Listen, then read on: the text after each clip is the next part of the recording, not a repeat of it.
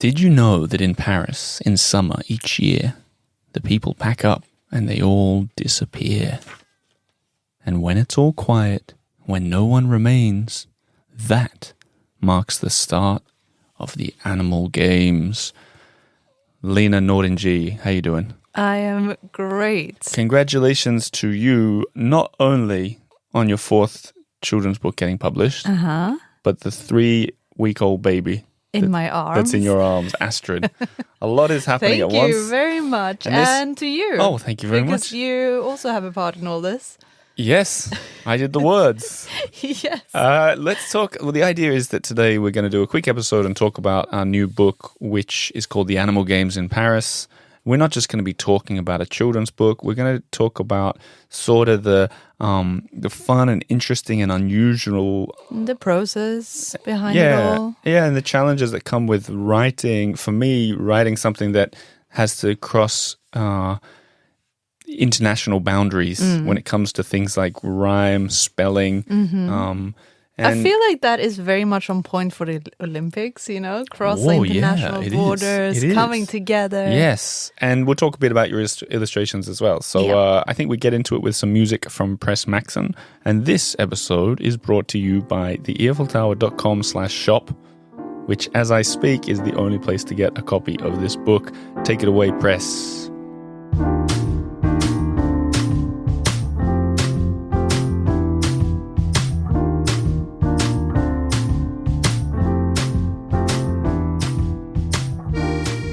Now, the title of this episode, thanks Press Maxon, gold medal to you. See that? You're gonna do a lot of that. I think so. Yeah, I think okay. So. All right. So when we do these children's books, and this is the fourth time we've done it, we send around the text to people first. And we say, is there anything that jumps out at you? Be brutal. Because, we know that it gets sold around the world, and because it's self-published, we don't have a team of scrutinizing eyes. Yeah. And there was one spread that everybody had a comment on, and this is the one that we titled the episode after. And the question is a yes or no question, but there's no right answer, I think. It's whether cheetah and metre rhyme. Now, the way I said it clearly rhymes. Cheetah, metre. Problem is, when we sent it to Janet Holstrom, the American editor of all the books I ever done, she said, well, that doesn't rhyme. She actually said, well, that doesn't rhyme. Not even close. Is that an Iowa accent? I don't know. She goes, Oliver. She'll be listening as well. Oliver, that doesn't. She goes, why did you rhyme? Stop it. She's not about to go to like a hoedown. She goes, meter doesn't rhyme with cheetah, like that. And I said, well, yeah, it does. And then I read it again. And she said, well, maybe the way that you did. And then I had this the first one in this book, and I've had it with the other books too, of do I kill a line that I like?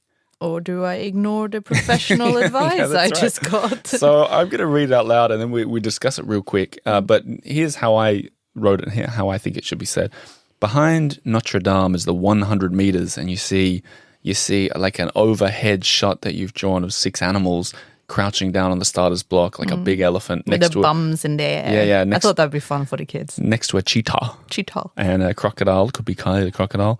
A tortoise and a hare. And so behind Notre Dame is the 100 meters. We turn to the next page. You see Notre Dame's spire included, which I want to talk to you about, and a cheetah running through the finishing line. And the text says, one for the 100th time by the cheetahs. So in terms of rhyme, behind Notre Dame is the 100 meters, one for the 100th time by the cheetahs. Perfect rhyme. For you. The other thing, apparently not for America. When we printed this book, so we printed it in the States and in Europe, the ones that we printed in the States, which is the one advanced copy I'm holding now, I even spelt meters differently. Yeah. Because I have in the States they spell METERS, and everywhere else it's METRES. And I hated the idea of people getting it spelt the wrong way, because I don't ever want there to be attention on something that's irrelevant. Yeah. Because I remember when I grew up in Australia reading books where they spelt colour, COLOR, and I'd think about the word colour rather than whatever the book was about. And I don't think that's the... Yeah, I mean, the letters is just kind of the vessel of the message. Vessel, yeah. Yeah. That was good. That's a good one. It's a vessel of the message. I'll give you a silver medal for that one. Press, you took the gold. Behind is the 100 meters, one for the 100th time. A lot of other comments that we got were because it's a tongue twister. And some people were irritated to have their tongue twisted.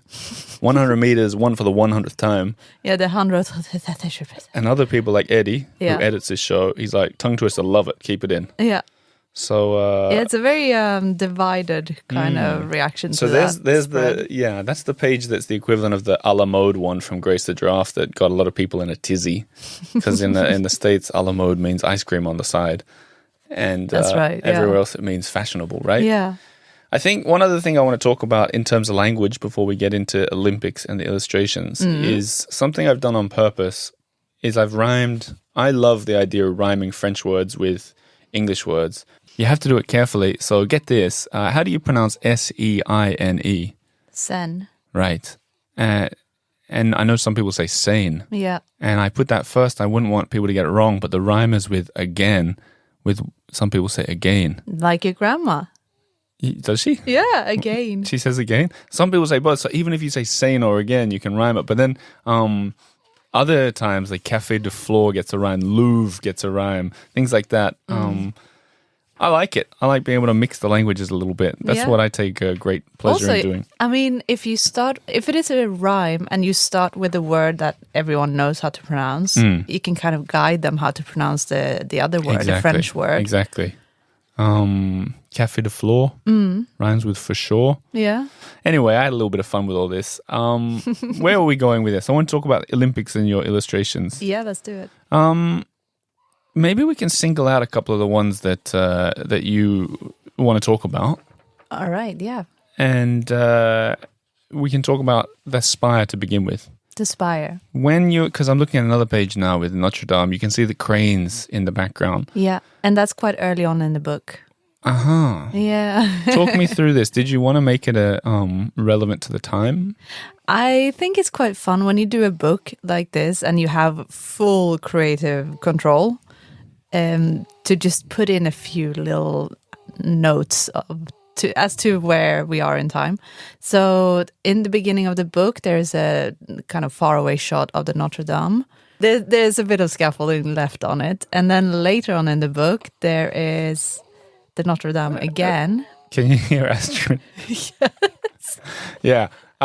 So what is the idea then that they finished the Notre Dame during the period of the Animal Olympics? Yeah, the idea was actually that, to sort of highlight that it was under construction. So it was the time where Notre Dame was being rebuilt. So it was being finished, even if that wasn't actually true, like perfectly true in the timeline there. But yeah. How important is it that you get accurate pictures of Paris in your drawings? I think recognizable is way more important than perfectly accurate. So like this one with the crocodiles swimming in the Seine.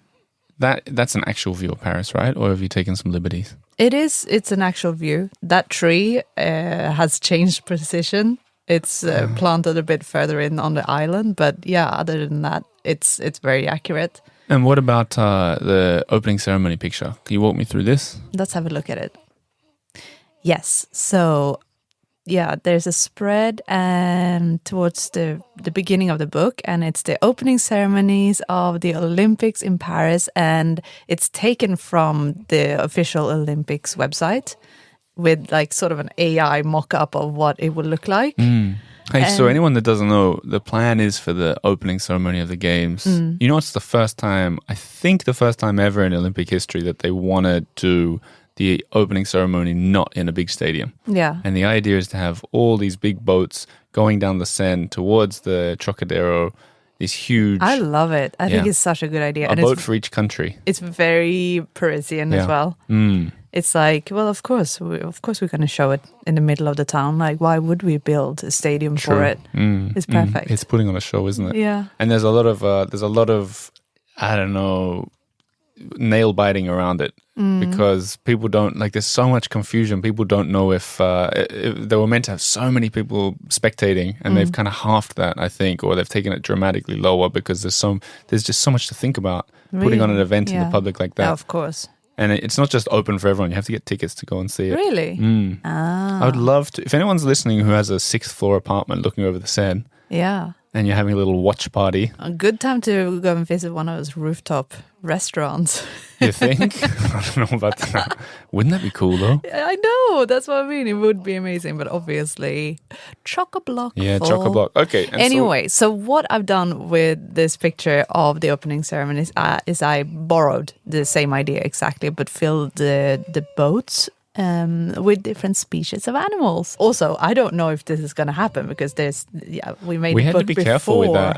beforehand. We did Paris facts at the end where we couldn't just take it for given that anything was actually going to happen with these Olympics. You know, swimming in the Seine. There's a scene in this with these crocodiles swimming in the Seine, and they're meant to be doing events like In the the triathlon Seine. and stuff in the Seine, but we don't know if it's going to happen yet. Exactly. What about this next page? I've got to say, there's a Bob Dylan inspired text here. Anyone who's heard. I think it was accidental too, but like a Rolling Stone. Yeah. I still remember when I was like a kid and I heard that first lyric that was kiddin' you and didn't you rhyming, and I always thought that was so cool. And this, the text is, the fun all begins on a world famous avenue, the Champs-Élysées. You've heard of it, haven't you? That's my little nod to Bob Dylan there. That's my favorite, one of my favorite lines, I think. But your picture, this is a great one. This is kind of this is what sums up the book, I think. It is actually. What's going on? So there's a big sort of stampede with all the different kind of animals running on the Champs-Élysées with the Arc de Triomphe in the background. And it's very colorful. There are more colors incorporated into this spread than into any of the other spreads. So we have the blues, the reds, the yellows, like the actual animals are all sort of colored in, which is something that I haven't always done.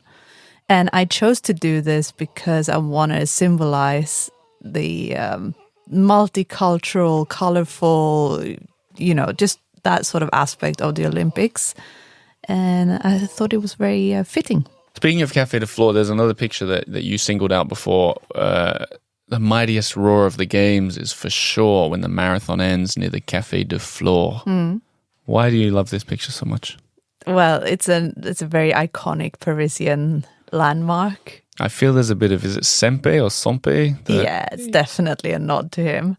If you don't know who Sempe is, he was a very, very beloved, iconic French illustrator, and he did a lot for different sort of magazines, and he did books on his own and campaigns. Oh yeah, he did the covers of the New York. Yeah. The New Yorker. The New Yorker. That's right. Yeah. That book that we got, because they sell that book everywhere, and the one with his collection of Paris images is so good. I'm going to link that in the show notes. If you buy one book after listening to this episode, buy his one. I'm just kidding. So it's certainly a nod to that, because it's very Parisian. Well, shall I describe it? Looking down over the Café de Flore with all the people sitting, but it's not people sitting, it's animals at the tables. And then the big marathon running past, the big old elephant, and a cow with her udders on full display. Yeah, they're flapping about. And then like a sloth running, and you know what I think I would like to talk about? When you draw these things, because there's a scene, for example, I was thinking about this. There's a scene here with the giraffes playing volleyball by the Eiffel Tower. And there's, what are they called? Armadillos that are rolled up, jumping, trying to compete against the giraffes. Like there's two armadillos jumping up. Yeah. What goes through your head when you're like, I better draw two jumping armadillos? Because I don't think there's pictures of that exist. No, I couldn't. And how do you know to do it? Is it accurate?